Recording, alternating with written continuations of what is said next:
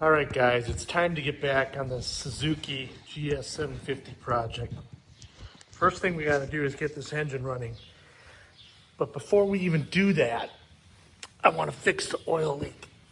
You can see that the oil drain plug right here is leaking. Focus. There we go. It's leaking from the threads. It's been helicoiled before. I don't want to re-helicoil it. I did manage to find for about 25 bucks another oil pan on eBay. So let's take a look at that.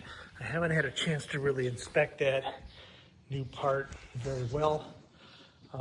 Let's see what it looks like. All right, guys, my eBay oil pan is here. Haven't really had a chance to take a look at it yet. The seller sent it to me all covered in oil, completely filthy. So we gotta clean this up. And wow, it's really bad in terms of how dirty it is. It doesn't seem to be cracked.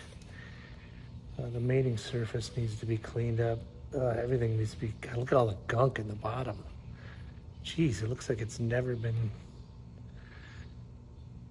had the oil changed. That's kind of crazy. So this is really disgusting.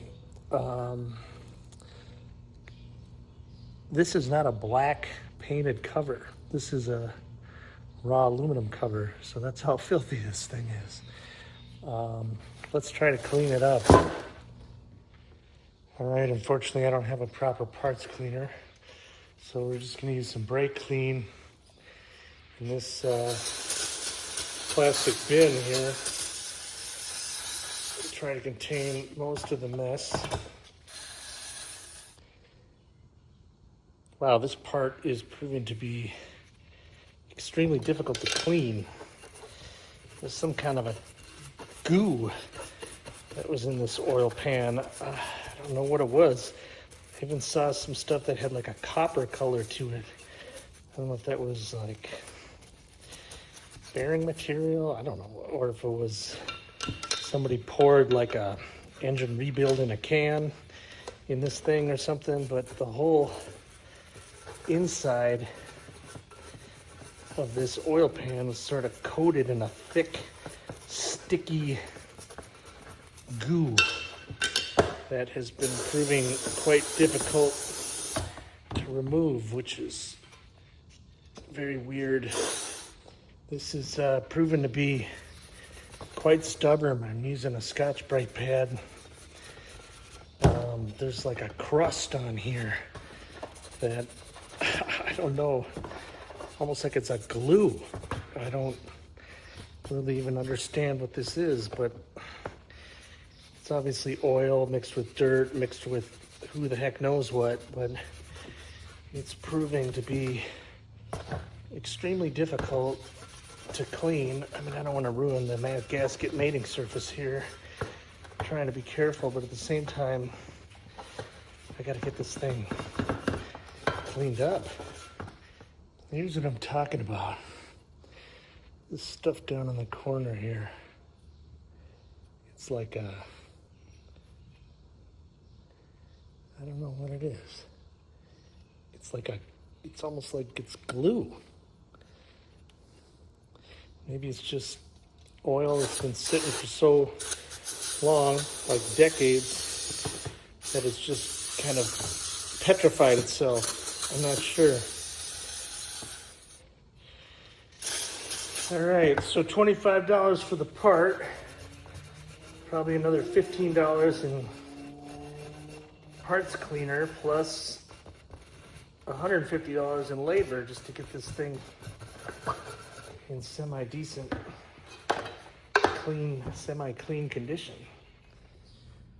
So I got this carbide gasket scraper,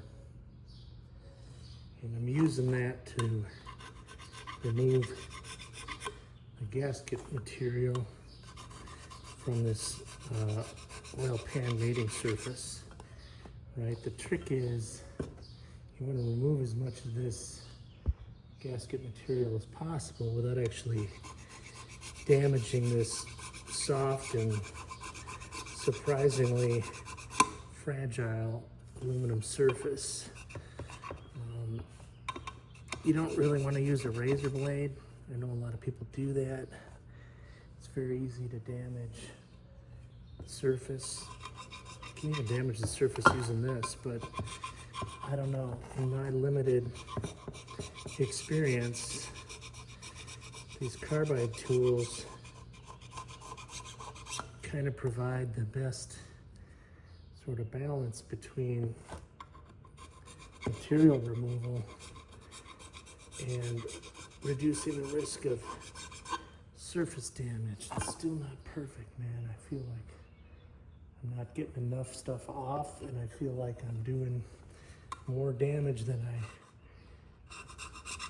really want to, but I don't know how to do it better than this. This is the best that I can do.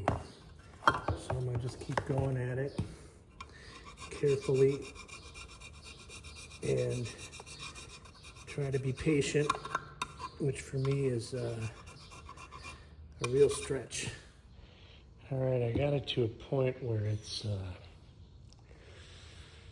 I'll say 90 to 95% of the way there. I think I'm gonna put this aside and clean up this mess I made. All right, guys. I watched a YouTube video.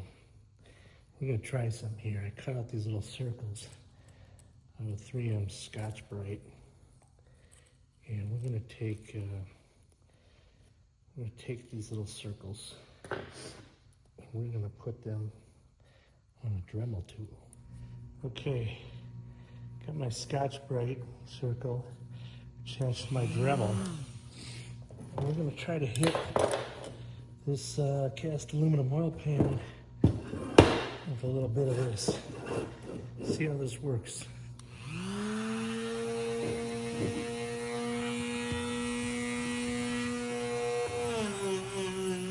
Oh, yes. This is working quite nicely. Oh, that's brilliant.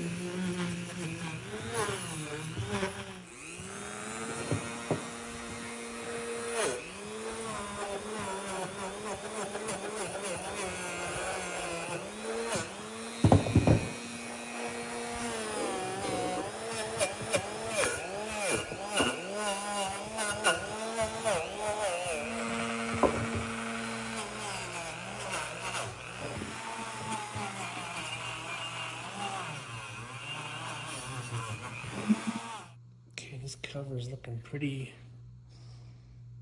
good now. I think one more pass of parts cleaner and we will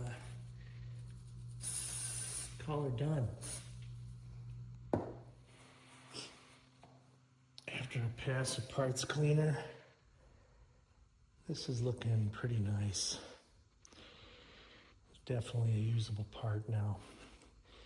You know, this is the kind of work that goes into, you know, a 47-year-old motorcycle that you never see, right? You may see an old bike on the road and there are hours and hours of scrubbing and polishing and wiping and buffing and filth and work that its owner has put in to maintain that motorcycle, and you don't really see it. You know, it's not like a piece of shiny bolt-on chrome that looks all pretty and grabs your attention. You'll never see this. This is gonna be on the inside of the bottom of the engine. You'll never see it.